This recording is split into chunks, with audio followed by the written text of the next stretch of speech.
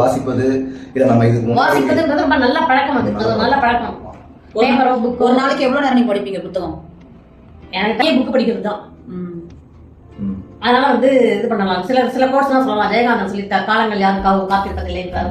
வரதராஜனார். இப்பெல்லாம் இதுக்கு முன்னாடி இப்ப அப்படி இருக்குமா எனக்கு தெரியல. கொஞ்சம் மாறி இருக்கும்னு நினைக்கிறேன். ஒரு கட்டத்துல நல்லா புக்கு படிக்கிறவனே, நல்லா ஒரு இது உள்ளவனே வெளியே படிக்கிறதா சொல்ல மாட்டான்.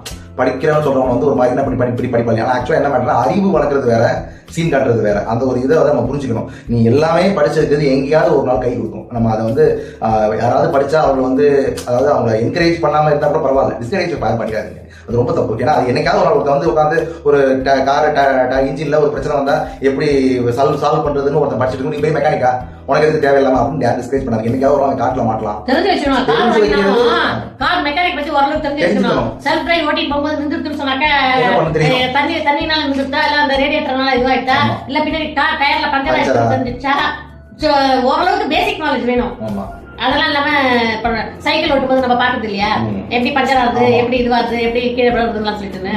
அந்த மாதிரி கார் ஓரளவுக்கு பேசிக் மெக்கானிக்ஸ் வேணும், கொஞ்சம் வேணும் தெரிஞ்சுக்கணும். அது மாதிரி காரு அப்படின்னு ரொம்ப பொதுப்படையா சொல்லாம என்னன்னா, ஒரு ஆளு நாலேஜ வளர்க்க ட்ரை பண்ணாங்கன்னா நம்மளால முடிஞ்சா ஓகே சப்போர்ட் பண்ணலாம். சப்போர்ட் இந்த பீட்டர்ன்னு சொல்றது, நீ ரொம்ப படிப்பாளி, அது வந்து ஒரு நெகட்டிவ் ட்ரெண்டாவே போயிருச்சு. அதாவது அந்த லாஸ்ட் பெஞ்சில் உள்ளவங்களுக்கும் ஃபர்ஸ்ட் பெஞ்சில் உள்ளவங்களுக்கும் டிஃபரன்ஸ் வந்து படிப்பு மட்டும் கிடையாது, அது வேற சிச்சுவேஷன்.